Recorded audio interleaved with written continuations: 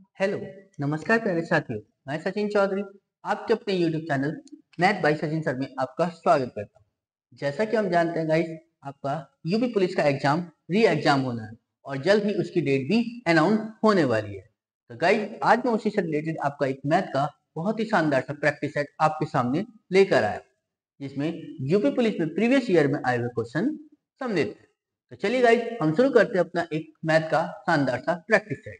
देखिए गाइस, क्या बताया हमसे पहले क्वेश्चन में, 400 और 800 के बीच में कितनी संख्याएं हैं जो 4, 5, 6 से विभाज्य है। देखिए गाइस, तो 4, 5, 6 से विभाज्य है, तो गाइस पहले हमें क्या करना पड़ेगा कि 4, 5 और 6 का क्या करना पड़ेगा, एलसीएम लेना पड़ेगा। तो एलसीएम लेंगे तो देखिए गाइस कितने से आएगा, पहले एलसीएम देखो इसका कितना आएगा, 2 दूनी 4, 5 कटेगा नहीं, 2 तिया 6, ठीक है ना। अब कितना आएगा, अब तो किसी से कटेगा नहीं, तो बस इनकी क्या कर लो, गुणा कर लो बस इन्हें। 5 तिया 15 दूनी 30, 30 दूनी 60, तो कितना आ गया गाइस, एलसीएम कितना आया, 60। क्लियर है ना। अब जब 60 आया, तब 60 से देखो कि पहले देखो कि 400 से पहले कितनी संख्या है, ठीक है ना। तो हमने क्या करा गाइस, 400 को भाग कर दिया गाइस कितने से, 6 से। तो देखिए गाइस कितना बनेगा, 6 छंग 36, सॉरी 60 से भाग करेंगे, ठीक है ना। तो कितना आएगा गाइस, 6 छंग 36 यानी 6 संख्या, ठीक है।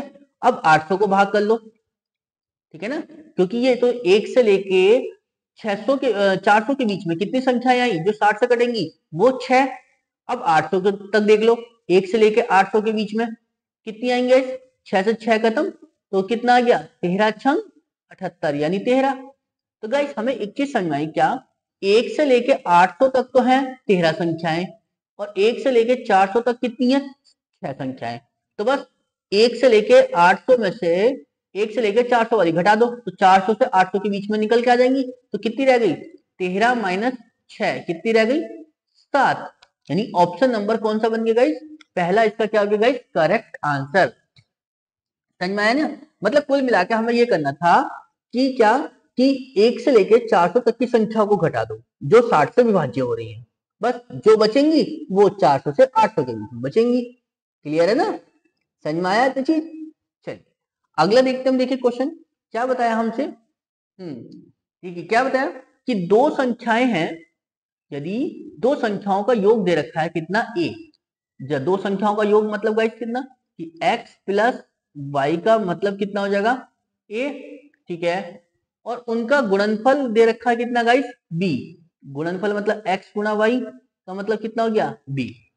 तो हमसे पूछा है कि उनके व्युत्क्रमों का योग क्या होगा। व्युत्क्रमों का योग मतलब 1/x प्लस 1/y का मान निकालना हमें। तो जरा देखिए गाइस क्या बनेगा, इन दोनों का एलसीएम लेंगे तो कितना बनेगा गाइस, एक्स वाई, और ऊपर कितना आ जाएगा, एक्स प्लस वाई। अब हमारे पास दोनों संख्या है, तो एक्स प्लस वाई की वैल्यू कितनी है, ए, तो ऊपर रख दिया मैंने ए, और एक्स वाई की वैल्यू कितनी है गाइस, बी। तो कितना आ गया ये, अपॉन में बी। तो कितना बन गया हमारे पास, ए अपॉन बी। कौन सा ऑप्शन बना, ऑप्शन नंबर सी इसका गाइस क्या हो गया, करेक्ट आंसर। यानी इनके व्युत्क्रमों का योग कितना आ जाएगा, ए बटे बी। क्लियर है ना। चलिए हम अपना अगला क्वेश्चन देखते हैं। देखिए क्या बताया कि 160 छात्रों के लिए एक शिविर में 10 दिन का खाद्य सामग्री है, ठीक है। यदि 40 छात्र और शिविर में आते हैं तो खाद्य सामग्री कितने दिनों तक चलेगी, हमसे पूछा गया। तो देखिए गाइस, हम एक चीज जानते क्या कि, चलिए तो टोटल कितना खाना हो गया 160 छात्रों का, 160 गुणा 10, चलिए जी। वो कह रहा है 40 छात्र और आ गए तो कितना होगा 160 में, तो 40 जोड़ा कितना होगा 200, ठीक है। तब पूछ रहा है कि अब वो खाना कितने दिन चलेगा। जो 160 छात्रों का 10 दिन का खाना था, उसमें अगर 40 छात्र और जुड़ गए तो अब कितने दिनों में चलेगा। तो जरा देखते हैं, देखिए एक जीरो से ये 2 जीरो कट गए, ये दोनों जीरो कट गए, 2 एकम 2, 2 अट्ठे 16, तो कितने दिन चला गाइस वो खाना, फिर 8 दिन, ठीक है ना। यानी ऑप्शन नंबर कौन सा गाइस, सी इसका क्या हो गया, करेक्ट आंसर। मतलब जो पहले खाना 160 छात्रों का खाना 10 दिन चल रहा था, अब उसमें 40 छात्र और आने से क्या हो गया, जब वो खाना सिर्फ और सिर्फ 8 दिन चला, ठीक है ना। इन 2 दिन का खाना कम हो गया उन 40 छात्रों के आने से। क्लियर। चलिए अगला देखते हम, देखिए क्या बताया हमसे कि 3 नल हैं जो कि ए बी सी एक ओवरहेड टैंक को जो है क्रमशः 4, 6 और 12 घंटे में भर सकते हैं। तो जरा देखिए कितने हैं, ए बी और सी कितने कितने, 4, 6 और 12। ठीक है, तो जरा एलसीएम कितना आएगा 4, 6, 12 का, कितना आएगा गाइस, 12 ही आ गया एलसीएम। तो जरा देखिए 4 तिया 12, 6 दूनी 12, 12 कम 12, यानी ये जो 12 लीटर पानी था इसमें टैंक में, वो ए जो 4 घंटे भर रहा, तो 1 घंटे में कितना भरेगा 3। ऐसे बी 12 लीटर पानी को 6 घंटे भर रहा, तो 1 घंटे में कितना भर रहा होगा 2। ऐसी सी जो है 12 लीटर पानी को 12 घंटे भर रहा है, यानी 1 घंटे में कितना भर रहा है 1। तो आगे ये तो बोला हमसे कि यदि तीनों नल एक साथ खोल दिए जाए तो वे टैंक भरने में कितना समय लेंगे, ये हमसे पूछा गया। तीनों को एक साथ खोलना, ए बी सी, तो पानी कितना 12 लीटर। ठीक है, क्योंकि ये भर कितने रहे हैं, 3 ये भरेगा, 2 ये भरेगा, 1 ये भरेगा, तो 3 2 5 और 1 6, 6 तो भाग कर दो, क्योंकि 1 घंटे में 6 लीटर पानी भरा जा रहा, तो 12 लीटर पानी कितनी देर भरेंगे, 6 दूनी 12, यानी 2 घंटे में। ठीक है ना, तीनों मिलकर उसको जो है कितने घंटे भर देंगे, 2 घंटे में। यानी ऑप्शन नंबर पहला कौन सा आ गया गाइस, इसका करेक्ट आंसर। क्लियर है ना। चलिए अगला देखते हैं हम। देखिए क्या बताया हमसे कि एक आयत और एक समबाहु त्रिभुज का जो परिमाप है वो समान है। मतलब कहने का यह है कि आयत का जो परिमाप है वो समबाहु त्रिभुज परिमाप की क्या है, बराबर।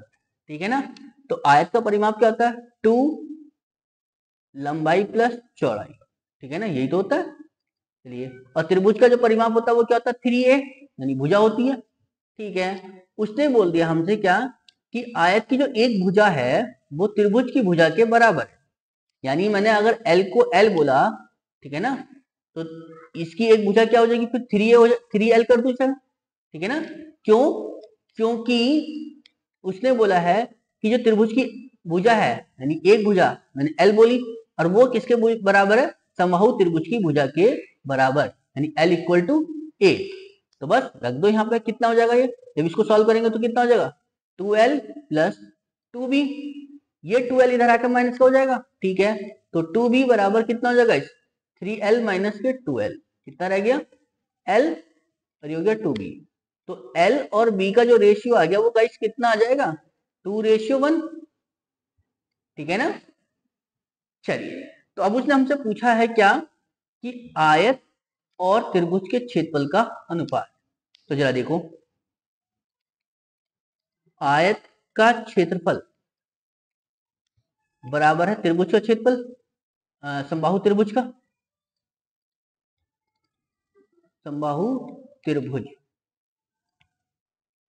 का क्षेत्रफल। ठीक है ना, तो आयत का क्षेत्रफल क्या होता है गाइस, l इंटू बी, और समबाहु त्रिभुज का क्षेत्रफल क्या, √3/4 भुजा स्क्वायर, और a की वैल्यू क्या थी, l थी ना, तो बस l की वैल्यू रख देना यहाँ पर, कितना आएगा यहाँ से, तो ये अनुपात निकालना था इसका। गाइस कितना बना, l की वैल्यू कितनी है मेरे पास 2, और b की वैल्यू कितनी है 1। ठीक है, रेशियो √3/4 इंटू l, a की वैल्यू क्या है l, और l की वैल्यू कितनी है गाइस 2, तो ये 2 का स्क्वायर हो जाएगा। ठीक है, ये 4 से 4 खत्म। ठीक, तो कितना बना गाइस यहाँ से, ये बना 2, और ये कितना हो गया √3, तो कितना बच गया 2:√3, यानी ऑप्शन नंबर कौन सा बन गया गाइस, इसका थर्ड, इसका क्या हो गया गाइस, करेक्ट आंसर। क्लियर है ना। चलिए हम अपना अगला क्वेश्चन देखते हैं। देखिए गाइस क्या बताया हमसे, कि एक ठोस गोलाकार, ठीक है ना, एक ठोस गोलाकार तांबे की जो है बॉल को, जिसका व्यास दे रखा है 14 सेंटीमीटर है, ठीक है, गलाकर 14 सेंटीमीटर बराबर व्यास वाले तार में बदला जाता है। तो तार की लंबाई पूछी कि लंबाई कितनी होगी हमसे। ठीक है ना, तो जरा देखिए, जब एक चीज को गलाकर दूसरी चीज बनाई जाती है तो गाइस उनके जो आयतन होते हैं वो क्या होते हैं, बराबर होते हैं। जो गलाया गया वो कैसा था, ठोस गोलाकार था, ठीक है। तो गोले का आयतन, गोला का आयतन वो बराबर हो जाएगा किसके गाइस, तार में बदला जा रहा है ना, तो तार कैसा होता है, बेलन के शेप का, तो बेलन का आयतन, ठीक है ना, क्लियर है ना। चलिए, तो गोले का आयतन कितना होता है गाइस, 4/3 पाई आर कितना देखो गाइस, 14 सेंटीमीटर का था व्यास, तो त्रिज्या कितनी हो जाएगी इसकी 7, ठीक है ना, तो 7 हो जाएगी, तो बस ठीक है, तो 7 का क्यूब बराबर बेलन का आयतन क्या होता है पाई आर कितना है यहाँ पर 14 सेंटीमीटर व्यास में ही बदला जा रहा है, ठीक है, तो 7 हो जाएगा इसका त्रिज्या पाई आर स्क्वायर एच, ठीक है ना। 14 सेंटीमीटर व्यास के बराबर वाले तार में बदला जाता है, तो उसकी लंबाई यानी एच निकालना है यहाँ से, बस निकाल दो जरा एच। तो देखो पाई से पाई खत्म, ठीक है ना, ये 7 स्क्वायर है, यहाँ पे क्यूब है तो हट गई, ठीक है ना। तो बचा कितना बस मेरे पास, एच की जो वैल्यू बची वो कितनी होगी 7 गुणा 4 यानी 7 चौक 28 बटे में कितना आ गया गाइस 3, तो कितना बना ये 28 बटे में 3, यानी ऑप्शन कौन सा बन गया फोर्थ, इसका क्या हो गया गाइस करेक्ट आंसर, यानी 28 बटे 3 सेंटीमीटर जो है उस तार की लंबाई बनेगी, क्लियर है ना। चलिए अगला देखते हैं हम, देखिए क्या बताया हमसे कि 475 रुपए के अंकित मूल्य और 15% की छूट वाले जो है जूतों की जोड़ी पर जो है कितनी छूट मिलेगी, हमसे ये पूछा है। तो देखिए गाइस, जूतों पर जो अंकित मूल्य है वो कितना था 475 रुपए का, ठीक है, हमें छूट कितनी चाहिए 15% की, तो 15% निकाल लो बस इसका, 15 बटे में 100, ठीक है ना। अब इसको देखो 15% कैसे निकालेंगे गाइस हम इसका, तो इसका देखो सीधा सीधा क्या है, इसको 15 से मल्टीप्लाई कर दूं मैं, तो जरा करो, 15 पास 15 पंजे 76 का 5 हासिल लगे 7, 15 सत्ते 105 और 7 कितना होगा 112 का 2 हासिल लगे कितने 11, 15 चौका 60 और 11 कितना होगा 71। अब नीचे 2 जीरो थे ना, तो 2 संख्या छोड़ के पॉइंट लगा दो, कितना आ गया 71.25, यानी ऑप्शन नंबर सेकंड इसका क्या हो जाएगा करेक्ट आंसर, क्लियर है। चलिए अगला देखते हैं हम, देखिए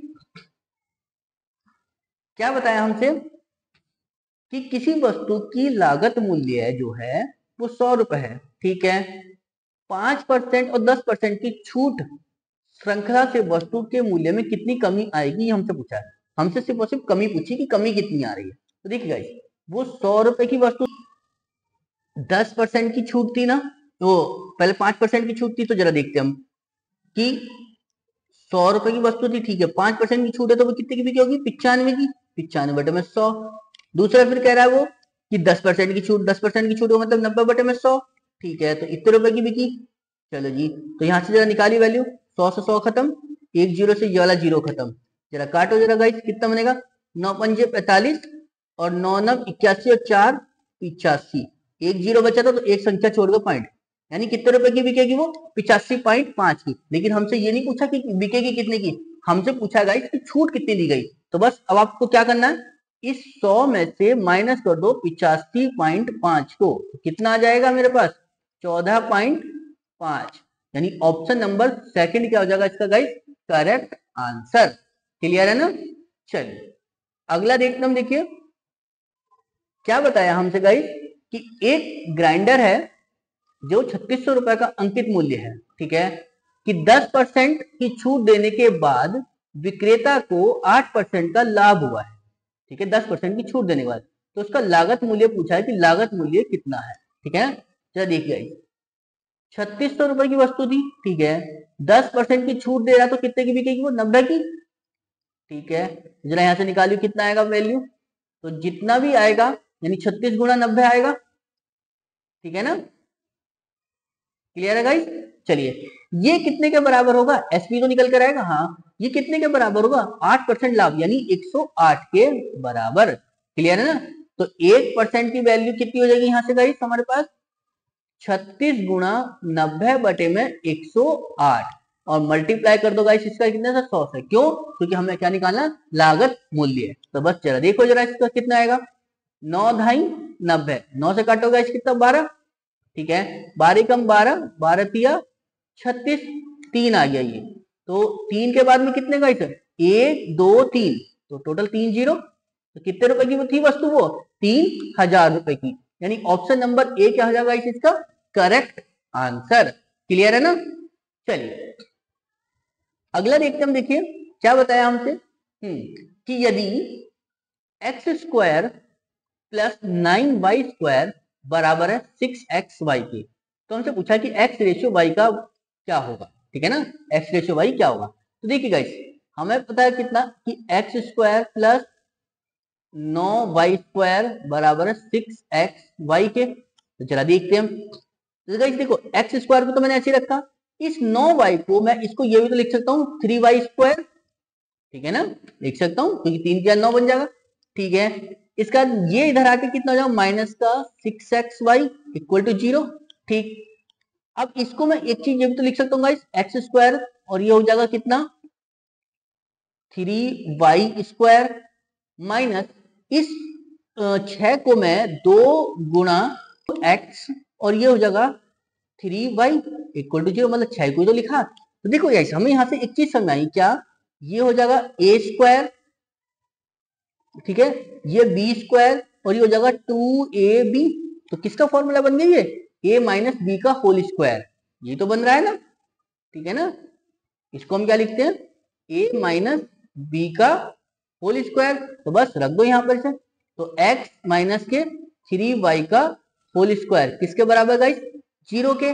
बस तो यहां से हट जाएगा तो कितना रह जाएगा x माइनस के 3y इक्वल टू 0।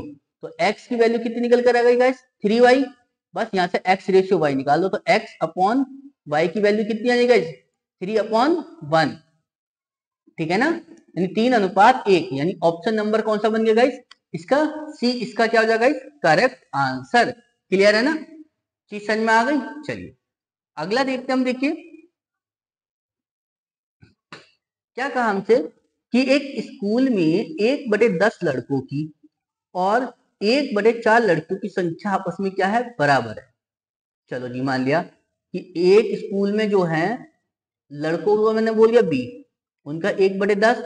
चलिए जी वो लड़कियों के 1/4, लड़कियों को मैंने बोल दिया क्या गाइस g, उसकी 1/4 के बराबर है। ठीक है, तो कह रहा तथा 5/8 लड़कियां तथा 1/4 लड़कों की संख्या आपस में क्या है बराबर है, मतलब कुल मिलाकर बराबर ही रखनी है। ठीक है, तो उस स्कूल में लड़के तथा लड़कियों का अनुपात क्या होगा, बस यही से निकाल दो क्योंकि चूंकि बराबर ही तो है। तो बस सॉल्व करो, कितना आएगा 2 दूनी 4, 2 पंजे 10। तो b अपॉन g की जो वैल्यू निकल कर आएगी वो कितनी आ गई गाइस निकल के 5/2।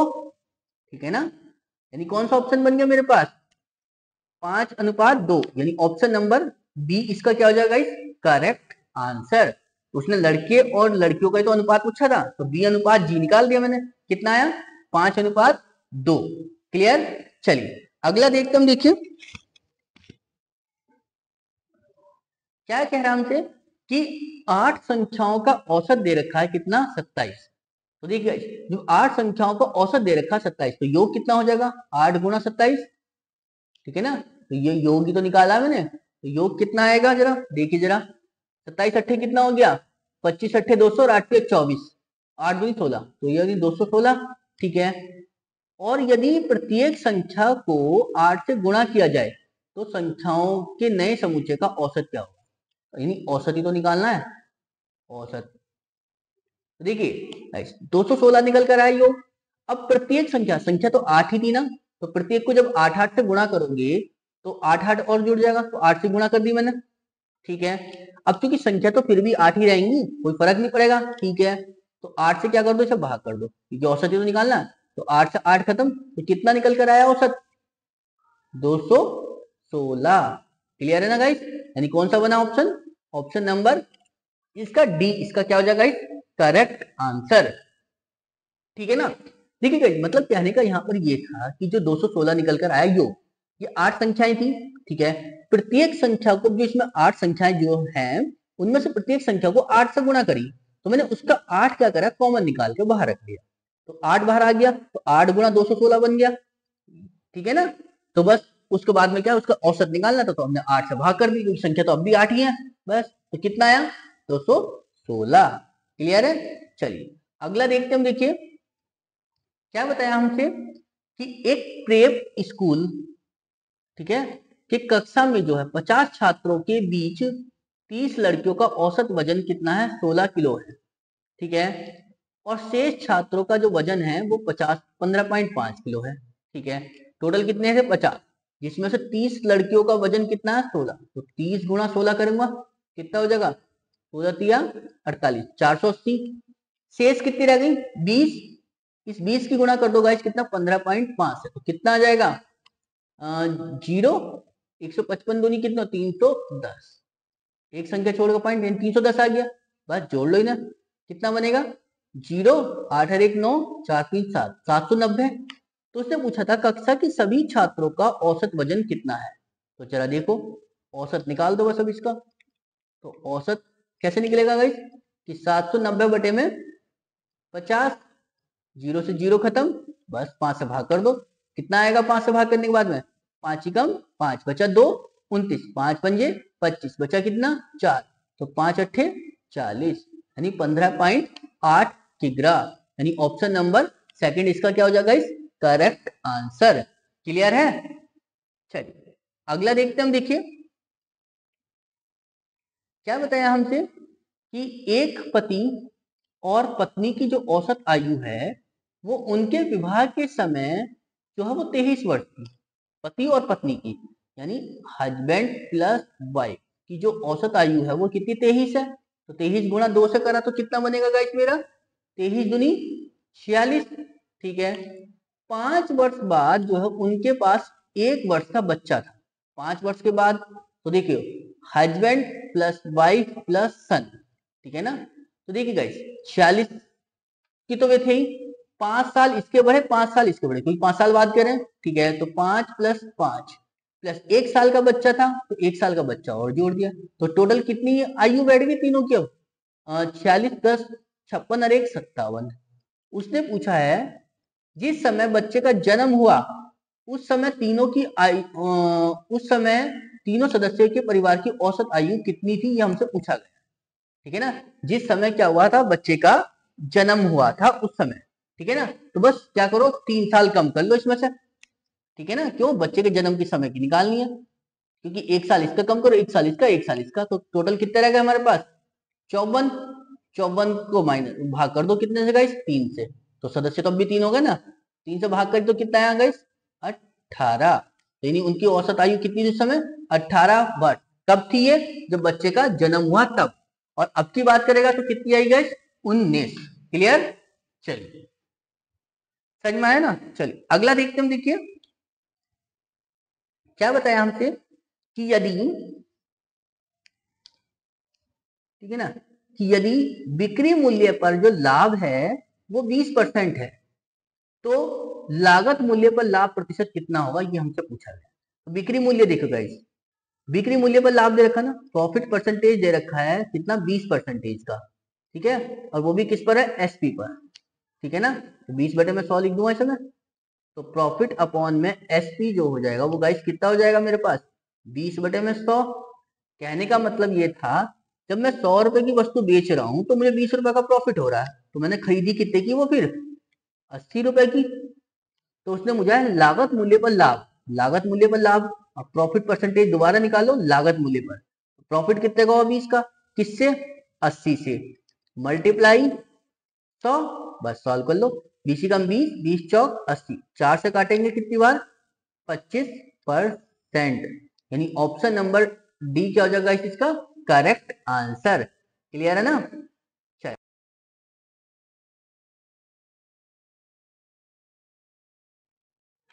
देखिए गाइस क्या बताया हमसे अगले क्वेश्चन में कि एक दुकानदार है,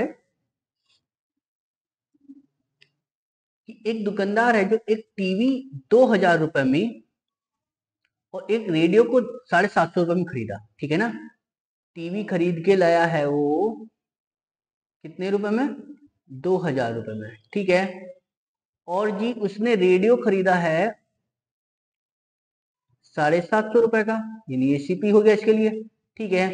वो कह रहा है कि टीवी को तो बेचना चाह रहा है 20% के लाभ पर, 20% का लाभ मतलब 120 बटे में 100, कितने का हो गया, 12 दूनी 24, 2400 रुपए का बेचेगा वो उसको, ठीक है। रेडियो को बेच रहा है वो 5% के हानि पर। 5% की हानि का मतलब कितना हो जाएगा गाइस? 95/100। तो कितने का बिकेगा वो? 0 से 0 खत्म, ठीक है ना। 5 से काट लो, या इसको एक काम करते हैं, ठीक है ना। 25 चौका 100, 25 के 75, 30 आ गया। बस 30 की सब मल्टीप्लाई करिए जरा गाइस, कितना ना? 0, 3 पंजे 15 का 5 हासिल 1, 3 नम 27 और 1 28 बटे में 4। जरा भाग करो जरा इसके बाद, कितना आएगा?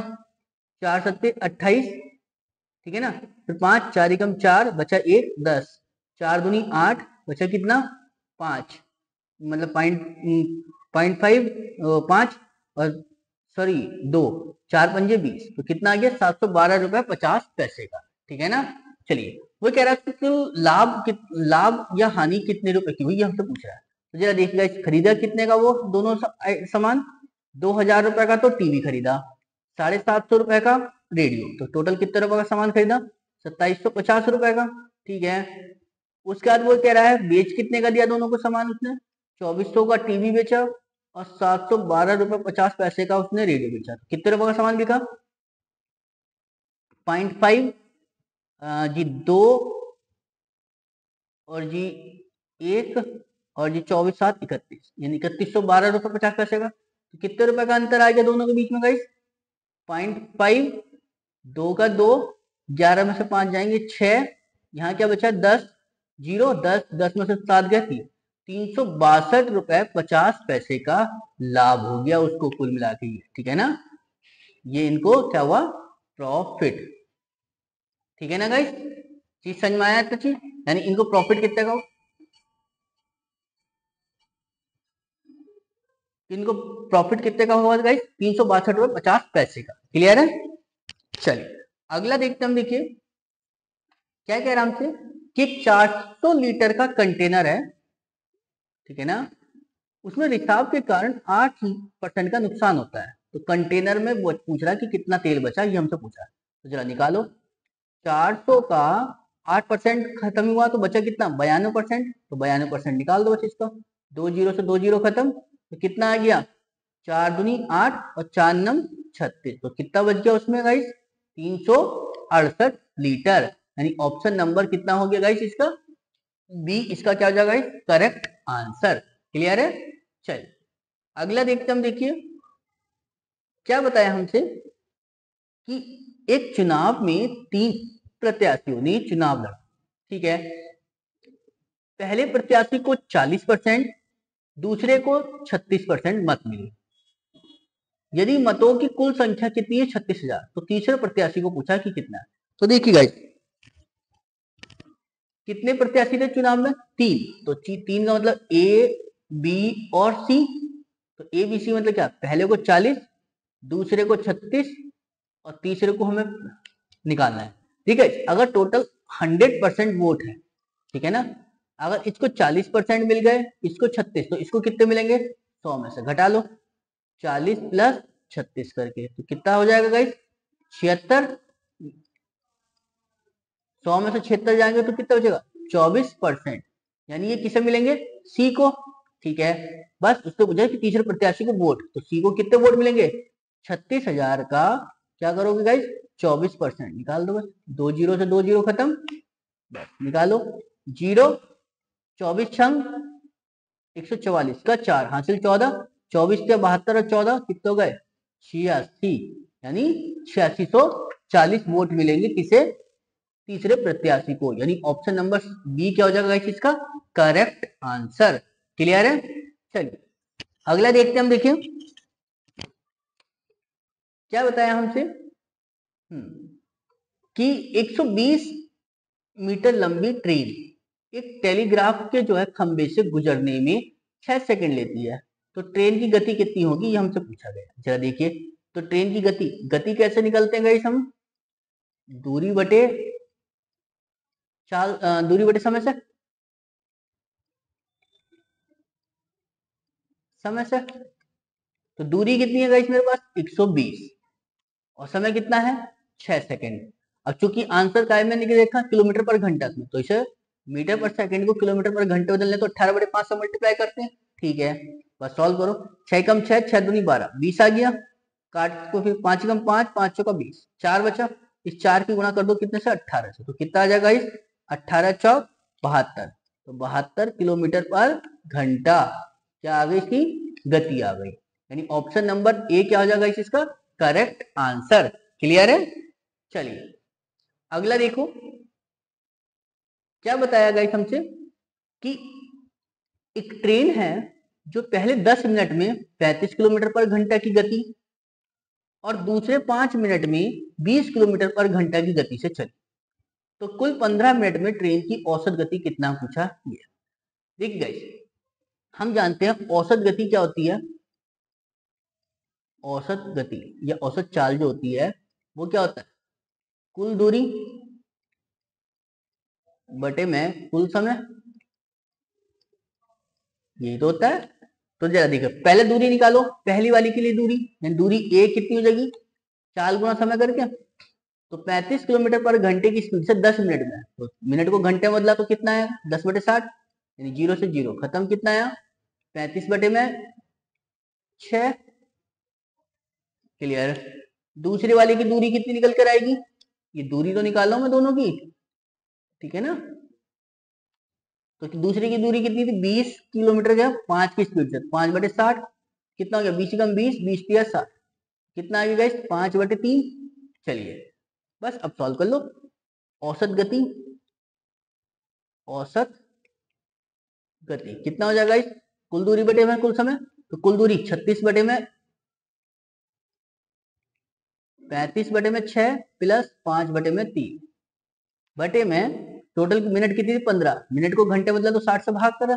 ठीक है जरा सॉल्व करो कितना आएगा, ये एलसीएम कितना बनेगा इस 6, तो ये तो 35 रह गया, 3 दूनी 6, तो 5 दूनी 10 बटे में 15 बटे में 60।